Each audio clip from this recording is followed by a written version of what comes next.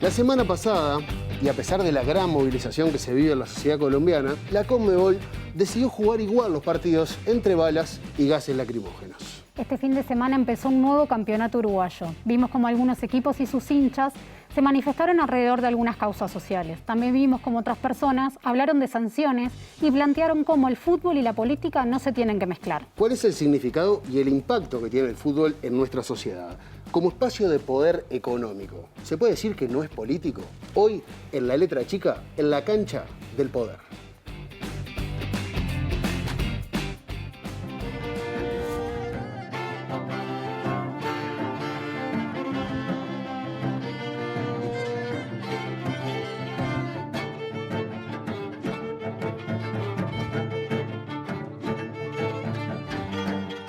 Así, con Colombia en llamas y a un día de la muerte de Lucas Villa en esta misma ciudad de Pereira, más de 40 muertes y cientos de desaparecidos, la Conmebol, muy fría de pecho, decidió que el show debe continuar.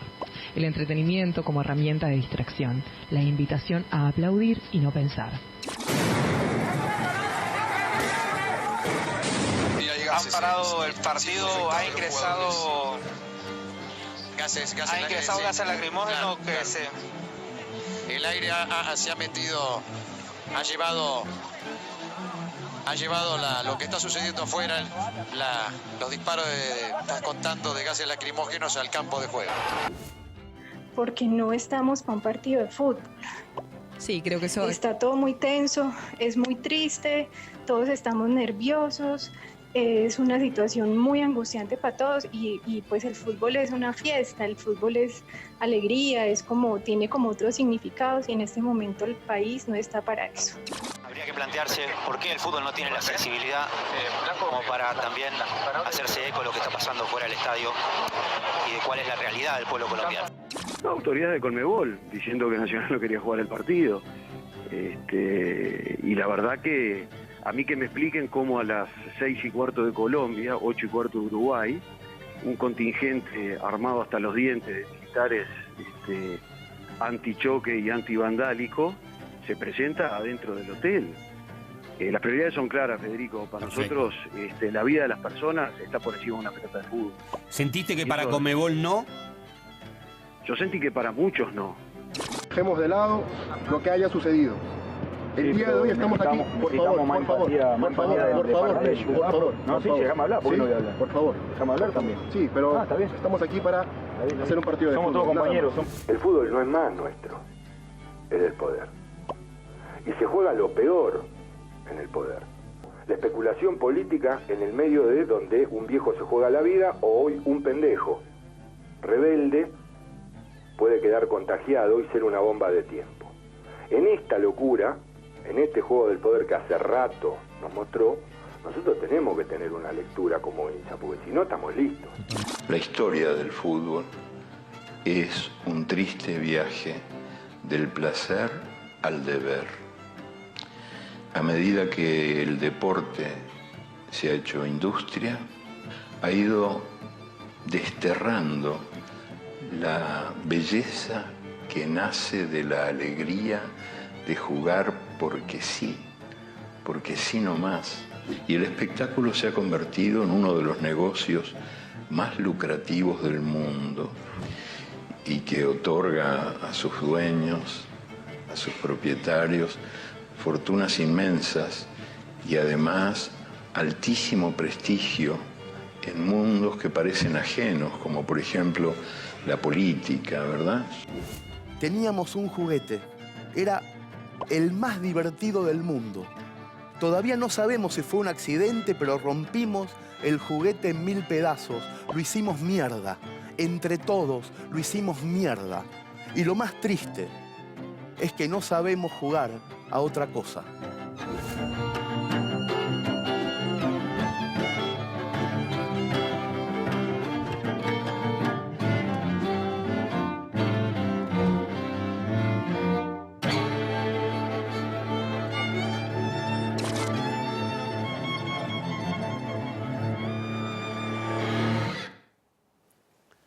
Muy buenas noches, bienvenidos a La Letra Chica. Bienvenida, Denise. ¿Qué tal? Buenas noches. ¿Todo bien? Todo bien. Ricardo, buenas noches, ¿andás por ahí? noches. ¿Cómo andás? Muy bien, muy bien. Interesadísimo, te podrás imaginar, con el tema de hoy. Bueno, capaz que, mirá, no lo tenemos armado así, pero las dos primeras te las voy a hacer a vos, Ricardo, y juntas. Sí, como para entrar en clima. Quedaron planteadas en el informe este de arranque. ¿El show siempre debe continuar? ¿Y el fútbol y la política se mezclan? No, lo primero es que el show no siempre debe continuar. Cuando las condiciones no son adecuadas para la vida de las personas o para la equidad deportiva, si querés, o sea, para la igualdad deportiva, el show no debería continuar. Y la política y el fútbol están tomados de la mano a lo largo de la historia, o sea, desde la injerencia de la política en el fútbol o la utilización del fútbol como una herramienta de promoción de personalidades y de promoción de ideas. O sea, todo es política y el fútbol también. Bueno, sobre esto va a ir girando la letra chica de hoy y decíamos que a pesar de la situación que se vive en Colombia, esto estamos todos al tanto, todos estuvimos pendientes de lo que pasaba con ese partido, grandes movilizaciones, represión militar, muertos, desaparecidos en la calle, y la Conmebol decidió jugar los partidos que tenía previstos para jugar en Colombia, incluso en ciudades que estaban con movilizaciones activas en la hora, en el horario del partido y muy cerquita de los estadios. Esta fue una primera instancia. En estos días se puso en discusión el rol del fútbol, lo que hablábamos recién con el profe. El rol del fútbol en nuestra sociedad y el poder económico que hay detrás del fútbol. Estos elementos hacen incluso que estas circunstancias sean todavía muchísimo más complejas.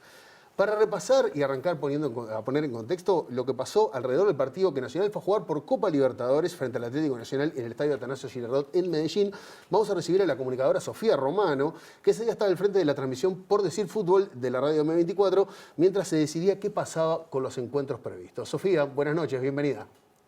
Buenas noches, ¿cómo están Diego, Denise, Ricardo? Un placer estar con ustedes esta noche en La Letra Chica.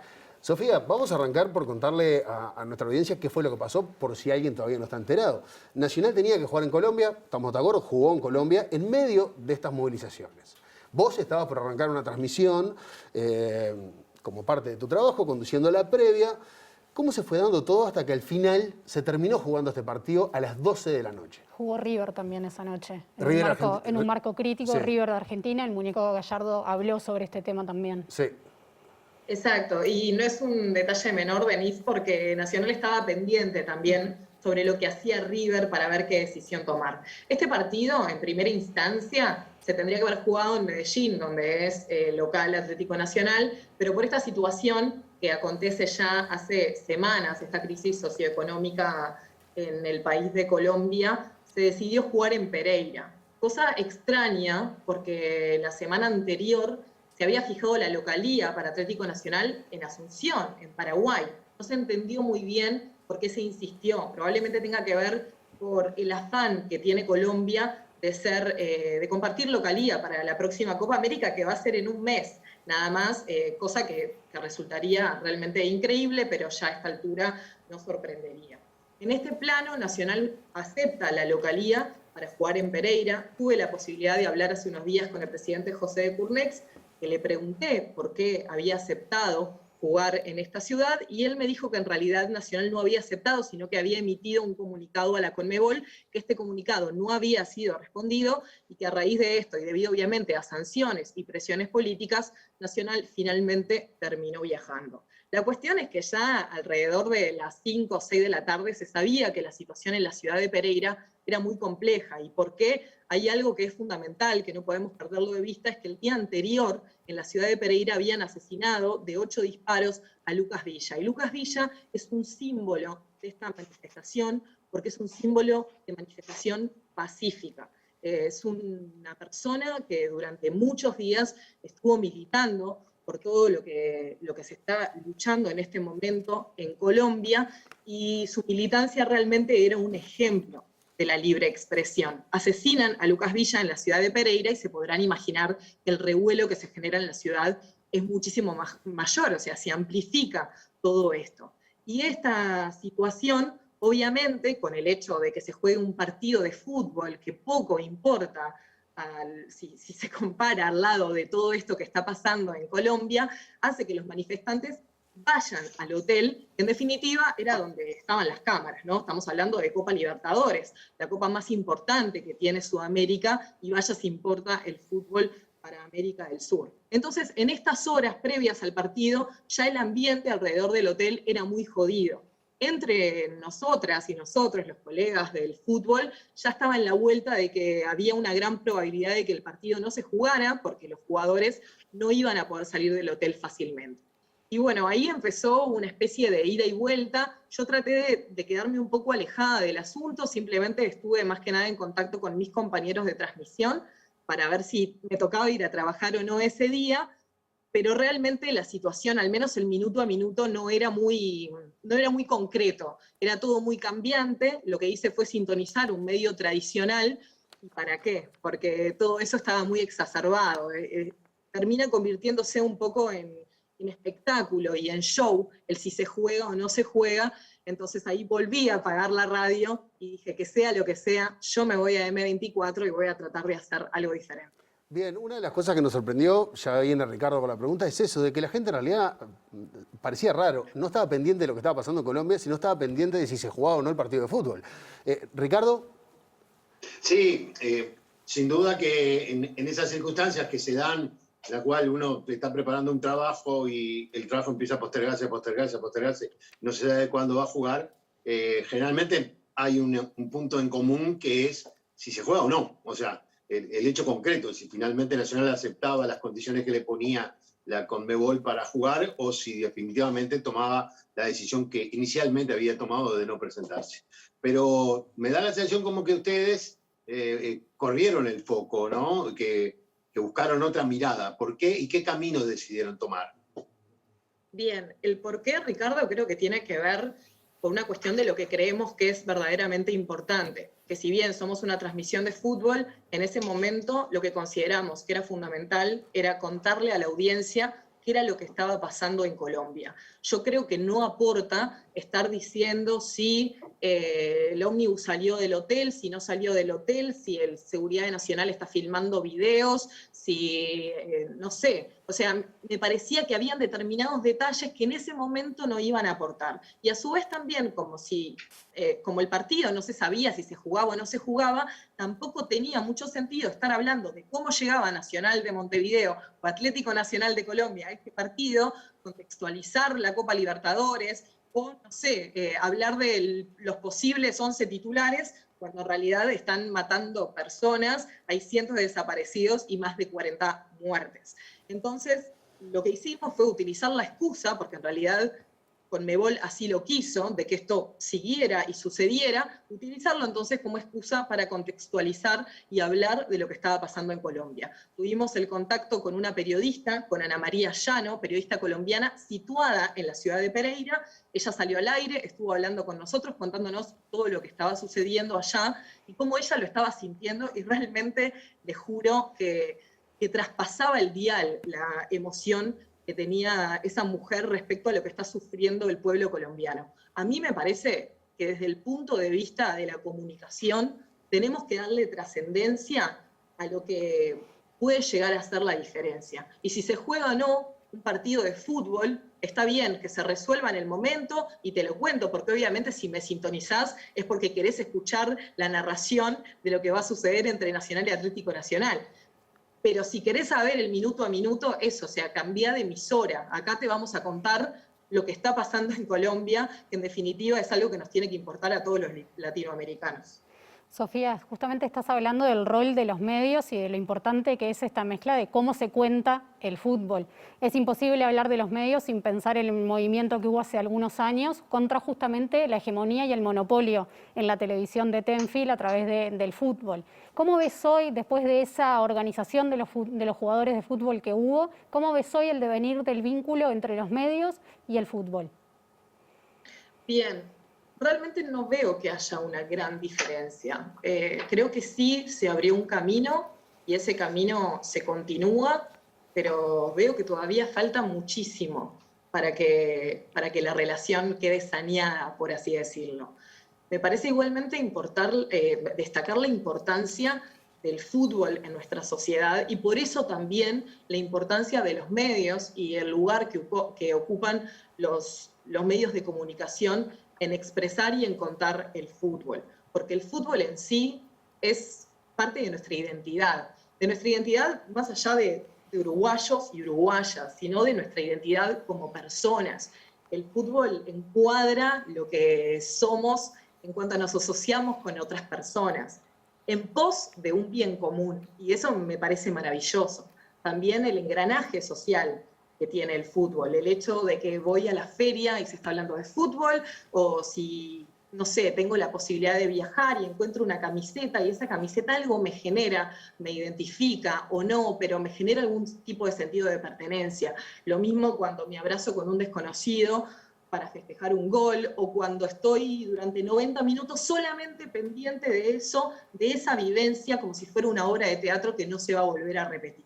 Es realmente muy importante lo que nos genera. Es una sensación hasta primitiva por cierto punto, primitiva y podría decir muy pero muy sensorial. Y hay cierto abuso de eso respecto a las situaciones de poder más que nada, o a quienes toman las decisiones, y en esto que le preguntaban a Ricardo si el fútbol es político, todo es político, y la transmisión justamente después de arrancar con un editorial empezó con la canción de Patricia Rey, Fernandita de Ricota, todo preso es político, porque tiene un sentido, y me parece una estupidez estar todo el tiempo haciendo esa diferenciación.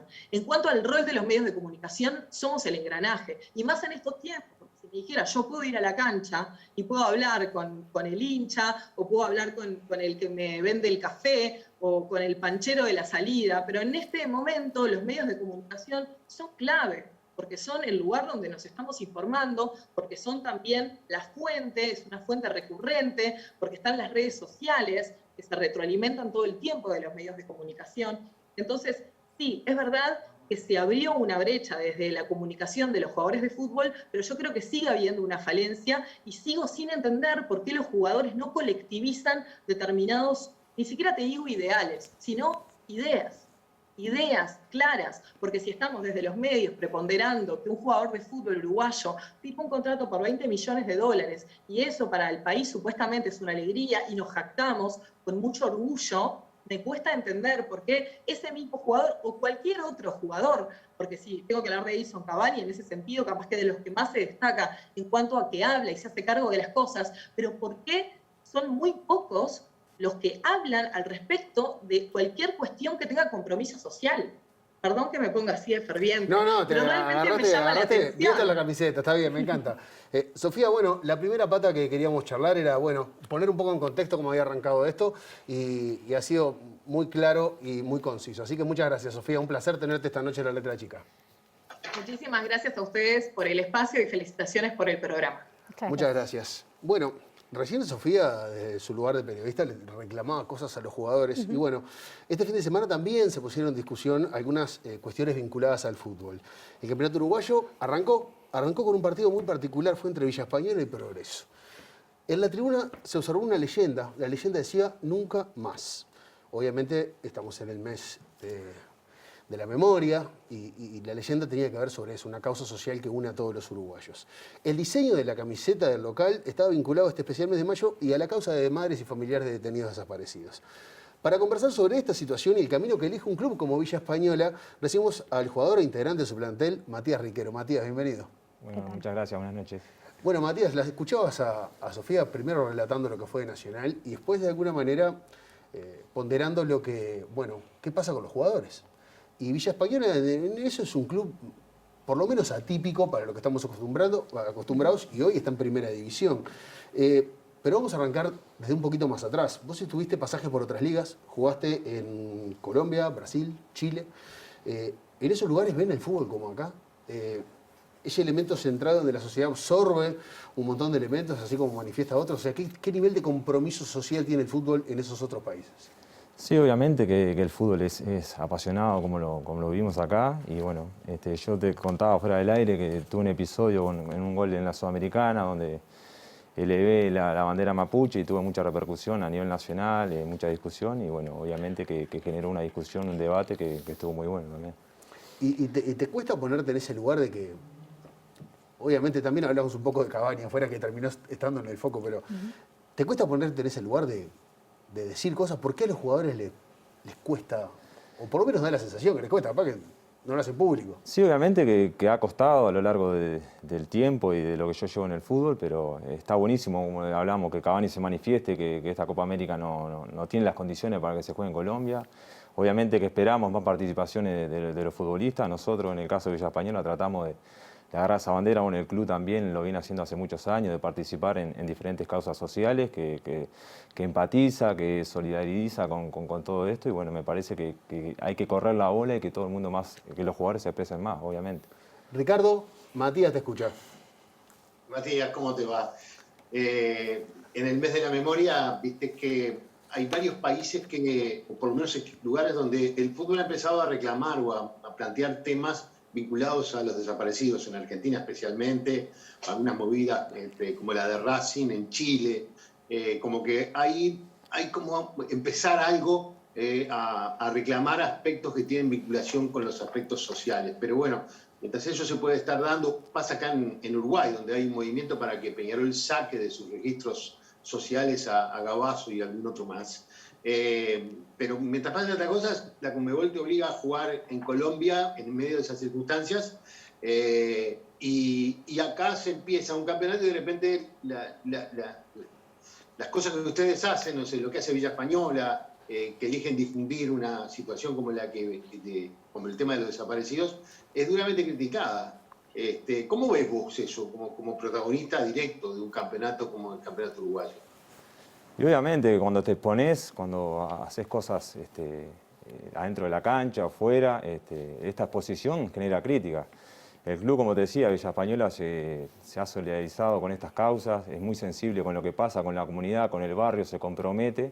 Y bueno, obviamente que eso va a generar críticas, pero estamos, bueno, en este momento soy parte del club, activamente como jugador, ya estuve el año pasado participando, como todos saben, en la huerta, que para darle participación al barrio, a la escuela, a los CAIF, y bueno, eso es importantísimo que el club lo desarrolle, y bueno, eso es motivo de orgullo para todos los que estamos en el club, ¿no? Matías, este fin de semana, justamente en el partido que se jugó, salieron con camisetas y además estaba la identificación en el estadio. Hubo observaciones de la terna arbitral, hubo muchísima gente que los apoyó y también generó el debate de qué leyes se estaban violando, cuál era la pertinencia de que los jugadores se posicionaban así. ¿Por qué los jugadores se posicionan detrás de ciertas causas sociales y por qué te parece que molesta tanto a algunos? Y no todos los hacen, en Villa Española, lo que te decía, hace años que ya viene tomando esa postura, apoyando ciertas causas sociales. Nosotros, por suerte, tuvimos la oportunidad de recibir a familiares, tener un intercambio, que eso está buenísimo, porque íbamos a sacar la camiseta, pero está bueno tener el concepto, el porqué de nosotros usamos esta camiseta. Me parece que fue muy valioso esa charla, esa ida de vuelta, y eso es lo que queremos generar. Tengo entendido que la terna arbitral tiene que informar sobre todo lo del cartel, pero no está prohibido, no va a pasar nada con eso. ¿Ricardo? No, lo que estaban hablando recién es que no es nuevo esto de Villa Española, ¿no? Sus prácticas, los mensajes que ha desarrollado, lo que decía Matías recién, el compromiso de Villa Española con su barrio, es decir, la transformación del club de fútbol en un club que está vinculado a la comunidad que lo rodea, ¿no? Bueno, hablaron de las camisetas, también le regalaron plantines a los jugadores de Progreso porque tienen una huerta para, como decía recién Matías, para colaborar. Como un gesto, una de las cosas que hicieron fue entregar esos plantines. ¿Por qué tomar ese camino en un mundo como el del fútbol, en donde parece que todo esto no vale? Porque todo esto se trata de sacar para afuera, de que no aparezca. Y bueno, nosotros tratamos de tener conciencia social, brindarnos para la comunidad. Esto de la huerta es un espacio que desde el club se viene haciendo ya desde el año pasado. Ahora la pandemia se trancó un poco. Y bueno, la iniciativa de regalar los plantines estuvo buenísima. Me mandaron fotos de los compañeros, de gente de cuerpo técnico, agradecidos de todo lo que le habíamos dado. Y bueno, es un pequeño gesto para que tengan también un vínculo con la tierra, que me parece que en estos tiempos está buenísimo que se retome, ¿no? Vos sabés que yo no me imagino cómo debe ser un plantel de fútbol profesional el encontrarse con estas cosas dentro de un club.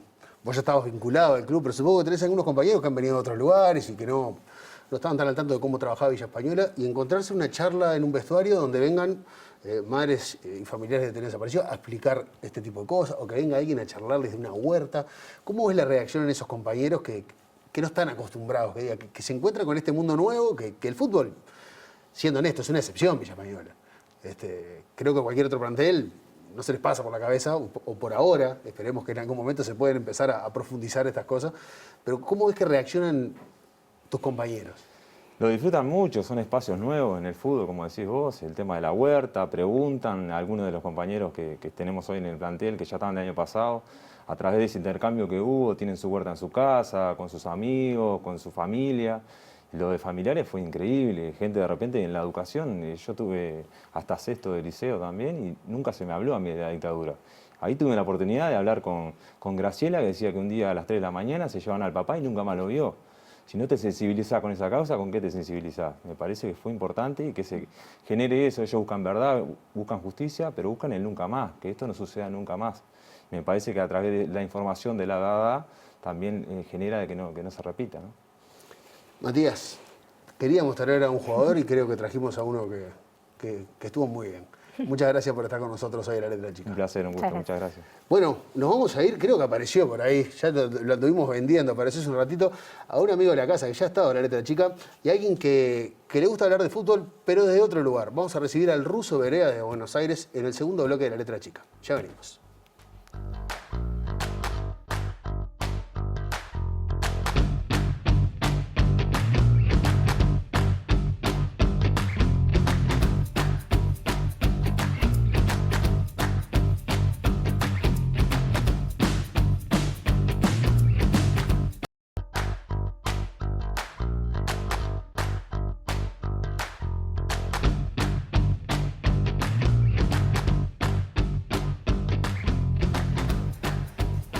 Seguimos en La Letra Chica y en el primer bloque hablábamos del cruce entre el fútbol y la política, y en este bloque vamos a hablar más de otra cosa que también es política, que es el poder económico, el cruce entre el fútbol y el poder económico. Para hablar sobre esto nos vamos a ir a Buenos Aires a través de Zoom. Vamos a hablar con Norberto, el Ruso Berea. Norberto, ¿qué tal? ¿Cómo les va? ¿Qué tal? Buenas noches a todos. Buenas noches, Ruso, un placer. Bueno, muchas gracias, lo mismo para mí.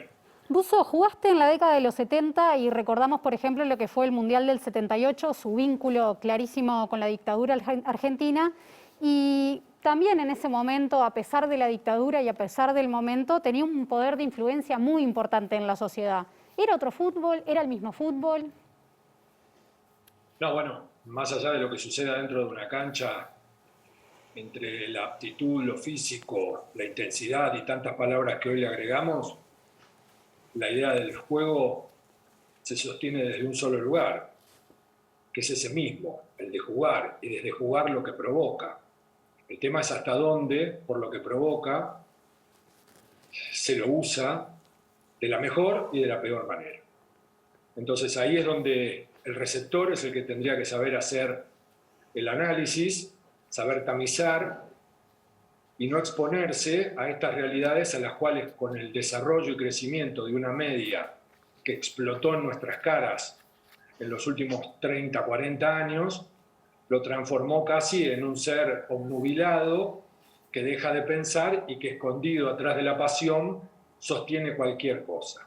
Por un triunfo no me importa nada, por mi club hago cualquier cosa, puedo engañar a mi mujer pero no engañaría jamás al color, y si tengo un hijo que me sale de otra camiseta y mucho más del rival eterno, lo ahogo en una palangana. Frases de esta hemos escuchado infinitas, y desde esa tontera exacerbada mediáticamente y a la vez con el poder de penetración y con la cantidad de horas que se le dedica a hablar de un juego que es precioso, maravilloso, pero que casualmente cada vez se habla menos de él y se habla mucho más del entorno. Entonces, volviendo a donde arranca esto, el negocio juega el más perverso de todos los juegos, que es ir por otro negocio. Y el otro negocio es no solo que se siga jugando, que haya 500 resultados en la semana para en la otra semana multiplicarlos por 1000 y desde ahí llevarlo al tarate conmigo, al cual nos ha quedado cómodo, porque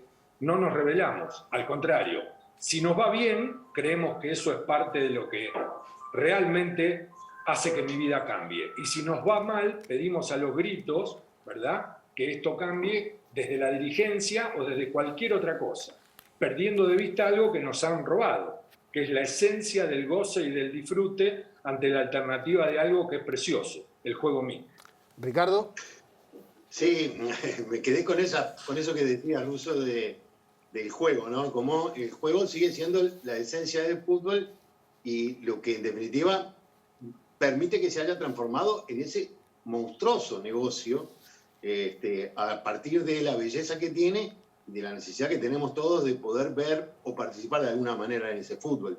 Pero todo ese proceso de alguna manera ha ido llevando a una idea que vos has manejado mucho de que el fútbol ya no es nuestro y que es del poder. ¿Por qué? Porque a las pruebas me remito. Hablo desde la Argentina. No podemos llevar visitantes. Dejemos de lado pandemia, dejemos de lado COVID.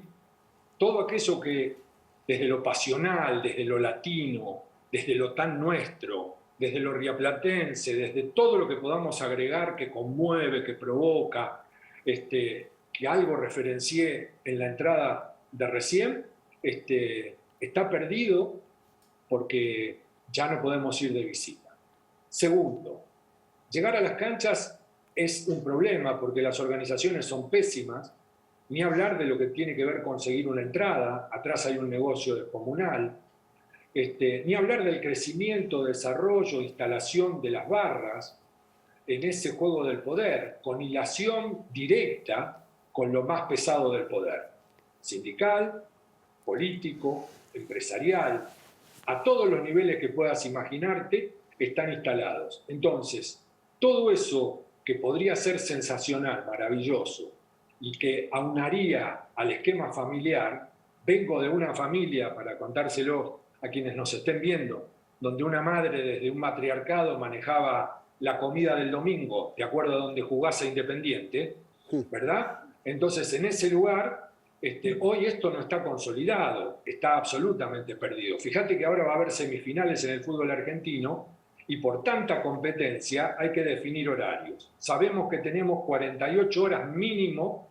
obligatoriamente, y por resolución de quienes han decidido con lógica que un futbolista no juegue a 48 horas por lo menos como mínimo, el horario lo están tratando de manipular y el que lo maneja es la televisión, no lo maneja la realidad, ¿verdad?, de lo que se haya definido y lo que tenga. ¿Por qué? Y porque hay un solo partido el sábado y a las 10, 12 del mediodía no es lo mismo que a las 3, 4 de la tarde, por un montón de cosas. Esa realidad es el poder. Y ahí viene el otro. Si vos mirás los equipos grandes de la Argentina y la influencia directa de la política en cada elección, ni hablar de Independiente, del cual soy hincha, el presidente de Independiente es el secretario general de la Confederación General del Trabajo, un tipo con un poder que puede parar un país ante la alternativa de una lucha o una supuesta lucha o de un chantaje político. La realidad es que en ese lugar se para esto. Las elecciones de Boca, las últimas 4 elecciones de Boca, fueron arrasadas directamente desde la política nacional, con intervención directa de actores que lo hacen. Todo eso conlleva que ya se escapó a lo nuestro, ya está muy lejano del hincha, ¿verdad? El hincha va a vota, pero también juega el peor de los juegos, porque ese poder te lleva a que si no tenés poder, ¿no? Tenés un perejil como presidente, y si tenés un perejil como presidente, no podés luchar cosas grandes. Es nefasto, y es un círculo vicioso, y es una espada de Damocles que tenés continuamente, y a la vez es un boomerang, que lo tirás y te termina pegando en la nuca siempre. Ahora, Russo, vos has dicho, otra de tus frases es que estamos entre ladrones cuando hablamos de fútbol, pero algo que nos sorprendió y que lo charlamos en el arranque con una colega tuya uruguaya, es que cuando estaba pasando esto que pasó en Colombia, también estuvo un equipo argentino involucrado, como fue River Plate, Nacional de Montevideo estaba por jugar, y nosotros notamos que la sociedad, o gran parte de la sociedad, estaba preocupada, no por lo que estaba pasando en Colombia, sino por si se jugaba o no un partido. ¿Qué tanto ha logrado permear este poder en nosotros? En que solamente nos importe si se juega o no un partido de fútbol. Bueno, recién hablé de los receptores y cuando hablo de los receptores estoy incluido, ¿verdad? Entonces somos nosotros los que desde ese lugar tendríamos que primero plantearnos en serio qué es lo que queremos consumir. Y desde lo que queremos consumir, ¿a qué reaccionamos? Recién hablé también de que no se puede hablar horas y horas y horas de un partido de fútbol. Es una locura. O sea, en la Argentina hay previas de superclásico de 5 horas, de 6 horas. Y se especula. Y hay post del superclásico de 4 horas. Es una barbaridad. De la misma manera ni te cuento en la semana. Y si mirás hoy ESPN, que es el que casi ha monopolizado todo, desde las 11 de la mañana hasta la 1 de la mañana, cambiando caras, es casi la misma idea y se discute sobre lo mismo. ¿Cuánto más se puede hablar? Entonces, cuando vos me planteás esto, desde donde yo lo pregunto, desde donde yo lo comento, cuando yo hablo de ladrones, hablo del lugar en el cual nos cae bien el emparentarnos entre la viveza, la astucia, cosa que el juego tiene, cosa que un dirigente puede tener, que la política necesita, y otra cosa es lo artero, cosa que también llevamos al juego tratando de emparentarlo cuando no lo es, la pérdida de la deportividad, porque nosotros exigimos y pedimos a gritos que los dirigentes tengan peso y que cuando te ponen un fixture seamos vivos, porque yo no quiero jugar contra todos y ganarle a todos, quiero ganarle a los más débiles, a mí lo único que me interesa es ser campeón. Todo ese tipo de situaciones que crecieron y que asumieron en nosotros tienen que ver con algo que nosotros aceptamos tristemente. Y entonces ahí vuelvo a lo del consumidor. Nos quedó muy cómodo hacer de moscas y sabemos lo que consumen las moscas. Y los medios, que son parte de ese poder, definitivamente juegan el más perverso de los juegos, porque también contratan. Y contratan desde su instalación en el poder, son socios directos del negocio, a funcionales que tienen el discurso que tienen. Esto no es difícil de entender, el tema es si lo aceptamos o no. Repito, si ganamos, silbo, las manos en los bolsillos, me hago el tonto. Si pierdo, grito, esto es una vergüenza, no se puede vivir así. Russo, para terminar, en el primer bloque hablábamos sobre el vínculo entre el fútbol y la política y contábamos la experiencia de un club uruguayo, Villa Española, que este fin de semana salió acompañando la causa de las y los detenidos desaparecidos en Uruguay en este mes de la memoria que estamos viviendo. Salieron las quejas y salieron quienes dijeron que el fútbol y la política no tiene que mezclarse. ¿Por qué no debería mezclarse? ¿Y molesta la mezcla o molesta que se mezcle con cierta política? No, me parece que el problema es apelar a la memoria en un lugar que molesta, que es incómodo y que a la vez provoca que mucha otra gente encuentre lo peor en su interior. Yo no creo que no pueda ser así. Me parece que sería importante e interesante que si el fútbol provoca esto y ayude, recién escuchaba al futbolista que estaba en la mesa con ustedes, hablar del nunca más. Nosotros lo hicimos no solo una frase, también fue un libro. Sin embargo, seguimos preguntándonos dónde está Julio López, y es desaparecido en democracia. Y hoy estamos buscando a un chico entre tantas otras personas que tampoco podemos seguir encontrando porque siguen desapareciendo. Me parece que es un planteo muy interesante que necesita y conlleva de la profundidad de algo tan, pero tan tremendo como es esto en el cual está metido. Ahora, desde el fútbol tenemos la entidad y desde la entidad lo moral y desde lo moral el peso específico para lograrlo, no lo sé. Lo que sí sé es que como fuente de penetración no está nada mal. Yo no creo que se use, lo que sí creo es que hay que saber cómo hacerlo. Y ahí me parece que está la gran disputa de todos los que tengamos ganas de comunicar este tipo de cosas. Ahora, Russo, si me permite, la última. Hace poquito nos llamó la atención a todos que un jugador como Edinson Cavani se despachara desde Inglaterra con algunas declaraciones que iban por ese lado, básicamente en defensa del jugador, que últimamente a todo el mundo da la sensación de que los jugadores son los menos importantes en toda la ecuación del fútbol. Y cosa que lamentamos. Ninguna duda de eso. Bueno, cosa que lamentamos que sea así. Ahora, hoy por hoy tenemos jugadores en el mundo, argentinos, uruguayos, brasileños, de los que se te ocurra que son multimillonarios y que de alguna manera se emparejó el poder, por lo menos económico. ¿Qué tan importantes serían esas voces?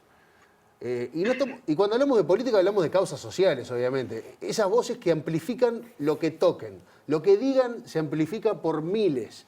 ¿Qué tan necesarias son esas voces hoy, no solo en el fútbol, sino en la sociedad? Las voces siempre son necesarias, porque si hay voces es porque hay palabra, y si hay palabra es la posibilidad de que alguien reciba, y si alguien recibe, piensa. Entonces sería clave y fundamental. El tema es hasta dónde este tipo de futbolistas, porque vos hablás del futbolista y en este caso hablás de Cavani, y no voy a poner solo el ejemplo de Edison, sino de todos aquellos que llegaron a un lugar de privilegio. Y hay cientos y miles de futbolistas que no llegan a ese lugar de privilegio, que también podrían tener esa misma amplificación, pero desde un Cavani o desde un Messi ante otra causa y algo que salga de una declaración, sin ninguna duda nosotros desde los medios hacemos una repercusión completamente distinta. Me parece que el peso de esto está relacionado pura y exclusivamente con hacer crecer a las sociedades desde el lugar que las sociedades tienen que crecer. Comer bien, culturizarse, prepararse y de ahí en más estar dispuestas a una vida de lucha, porque al fin y al cabo es lo que nos toca. De este lugar del mundo, del Ecuador para abajo, con excepciones de rigor, no nos toca una vida tan acomodada. Y definitivamente cuando figuras de ese tipo visitan otros lugares, empiezan a vivir en otros lugares y empiezan a entender vidas de otros lugares, se dan cuenta de las carencias a las cuales no solo estuvieron sometidos en sus comienzos, más allá del esfuerzo de sus padres y del esfuerzo de las sociedades, sino también a las carencias a las cuales someten a aquellos que, fanatizados o no, obnubilados o no, o fascinados por lo que ese mismo juego o ese mismo jugador provoca, lo convierten en ídolos. Ese es el peso específico e importante que creo yo tiene el discurso, el mensaje y la palabra de un futbolista que llega al nivel de élite. Después está en nosotros transformarlo socialmente para que eso cambie. Si no, es no el discurso o por la galería. Es algunos que se animan en un mundo donde, por lo general, al que se anima no se lo aparta, pero se lo mira como el personaje. Y yo detesto la palabra personaje porque estamos hablando de personas. Russo Berea, muchas gracias por acompañarnos. No, un placer y me honran por haberme invitado. Muchas gracias. Un placer, Bienvenido Russo. siempre. Nos queda un bloque y en el último bloque vamos a viajar también y nos vamos a ir a España porque vamos a recibir a Juan Manuel Montoro. Él es un semiólogo y en ese terreno nos vamos a meter con el fútbol, la sociedad y la política. Ya venimos.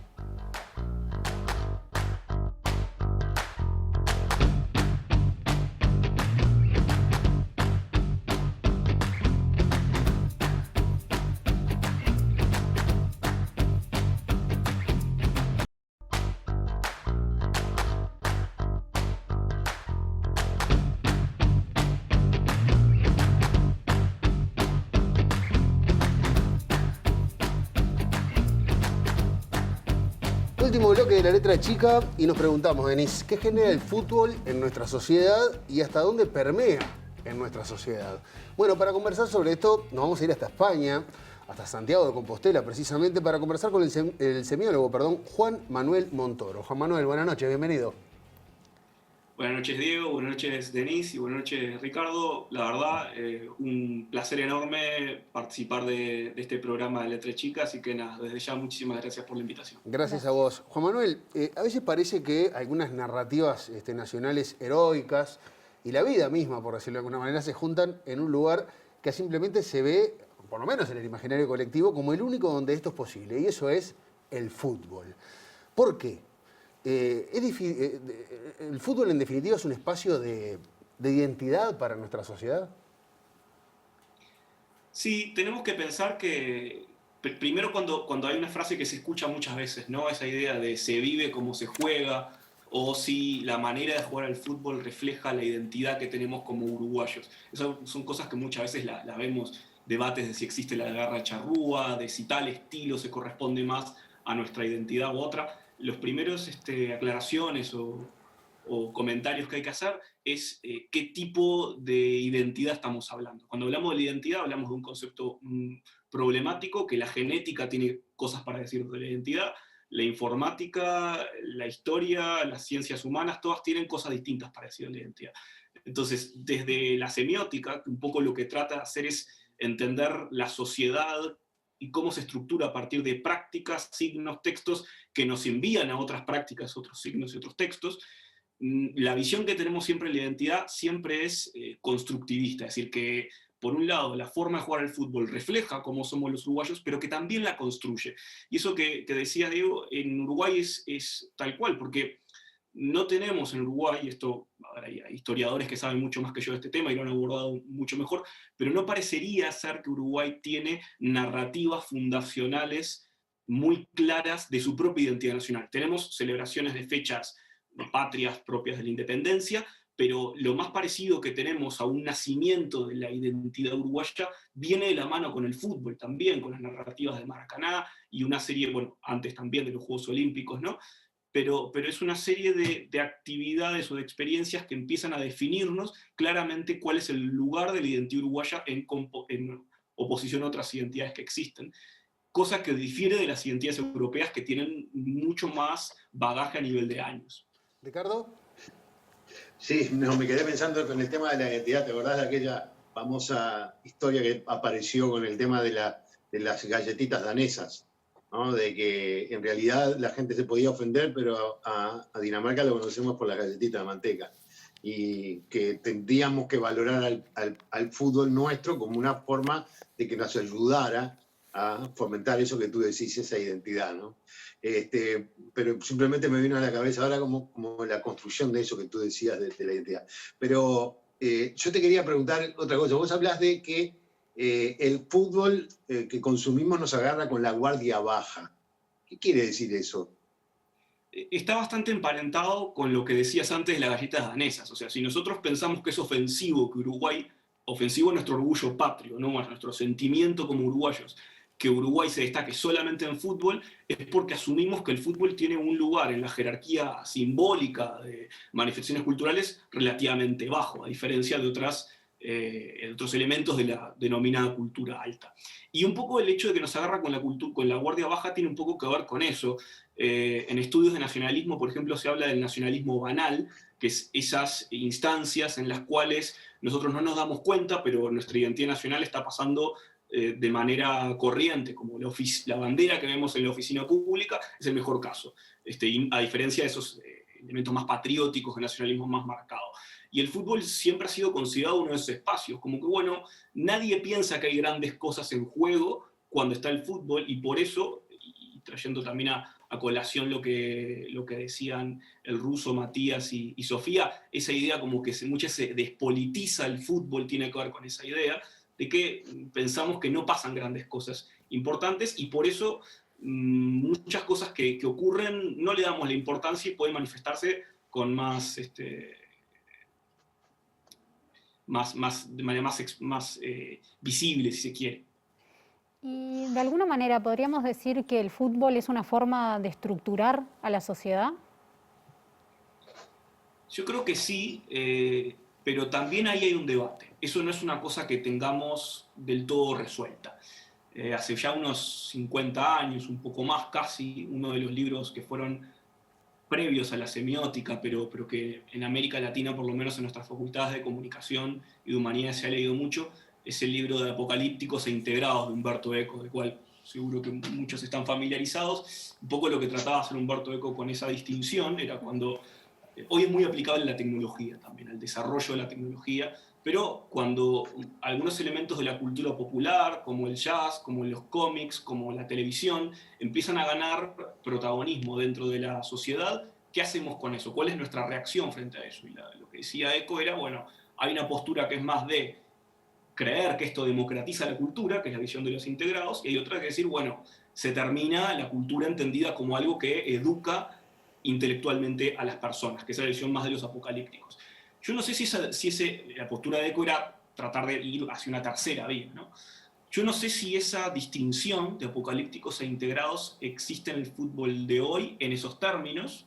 Tiendo a creer que sigue habiendo muchos integrados que creen de manera, si se quiere, un poco ingenua de esto de que no hay que mezclar política con fútbol, que el fútbol es una distracción, es algo que una actividad ociosa que no tiene mucho más complejidad más allá de la de una pelota que rueda y un gol que se hace o se erra.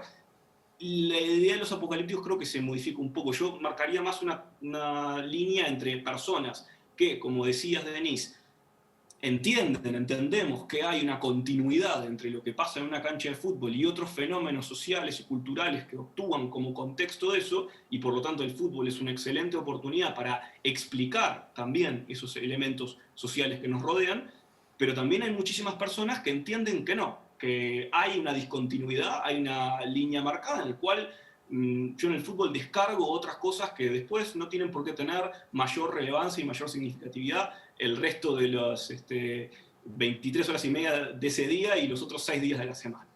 Ahora, Juan Manuel, para terminar y agradeciéndote, recién hablábamos con un integrante del plantel de Villa Española, un club que eligió iniciativas que salen un poco de lo común, este camino que eligió Villa Española de alguna manera en Uruguay, frente al enorme poder económico que tiene el fútbol. ¿Vos ves que es viable en algún punto generar una mirada crítica masiva en torno al fútbol como deporte? ¿O estamos atados a esta superficialidad o un mero entretenimiento a nivel mundial? Yo creo que sí. No tengo claro cómo hacerlo o cuál sería la luz al final de ese túnel, porque en realidad, y ahí volvemos un poco al principio, como el fútbol es un gran elemento de unidad nacional en Uruguay, por lo menos. No conozco tanto el caso de otros países, pero por lo menos en el caso de Uruguay, como el fútbol es una de las cosas que aglutina a la sociedad y ya genera esa noción de masa, y por otras cosas de cómo es la sociedad uruguaya de por sí, ¿no? En aspectos más de descripción cultural, a mí personalmente me parece difícil que sobre temas sobre los que no haya consensos sociales amplios pueda haber una toma de partido en grandes actores. Yo creo que lo de Villa Española es muy interesante porque rompe un poco con eso, pero no deja de ser una excepción justamente por eso. ¿Por qué es tabú tomar partido a nivel político o a nivel de compromiso social en Uruguay? Porque justamente el fútbol es ese sector en el que personas que no estamos de acuerdo, que no compartimos, bueno, nos olvidamos de esas diferencias y entramos. Que entramos en esa visión más de la discontinuidad que decíamos antes y que genera esos problemas, es cierto. Pero a mí personalmente me parece que sobre algunos temas, como puede ser la memoria, hasta que no haya un amplio consenso en la sociedad, va a ser difícil que veamos mayores acciones o de grandes actores. Por otra parte, eso implica que no es un compromiso solamente de los actores relacionados al fútbol, sino que es un trabajo que todos como sociedad tenemos que hacer para poder encontrar esos consensos. Juan Manuel, muchas gracias por acompañarnos en La Letra Chica. No, muchas gracias a ustedes por la invitación. Ricardo, si hay alguien que tiene una voz autorizada para hablar de fútbol en este programa, sos vos.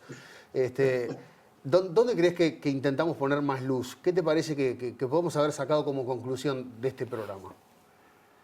Me parece que lo más interesante fue, bueno, las distintas miradas que se presentaron y que en todas ellas creo que aparece algo que es la intención de parte de quienes gobiernan el fútbol a nivel global de que los que hacen el fútbol no tengan expresiones diferenciables. O sea, ¿qué quiero decir con esto? A los jugadores de fútbol no se les permite mostrar una camiseta debajo de su camiseta. No se les permite saltar una estática, no se les permite tener un número o una publicidad en la camiseta que no esté vinculada a lo que tiene que ser desde el punto de vista institucional. Incluso hay muchos clubes en los que a los jugadores de fútbol no les permiten hablar.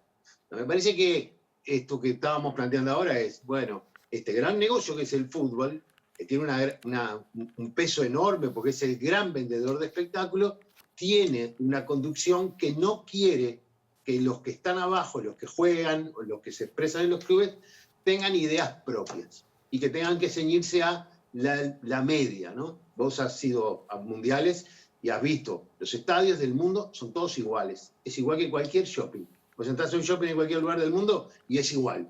Los estadios también. Porque hay que como mediatizarlo, como que hay que, no me sale la palabra, pero uniformizar las opiniones para que los que están abajo no se expresen demasiado. Ricardo, brillante cierre, muchas gracias. No, bueno, muchas gracias a ustedes. Denise, nos vamos. Mañana vamos a tocar un tema que, como el tema de hoy, nos atraviesa a todos. Vamos a estar hablando de privacidad, redes sociales y niños, niñas y adolescentes en nuestro país. Así que están más que invitados a quedarse con nosotros mañana en La Letra Chica. Hasta mañana. Chau, chau.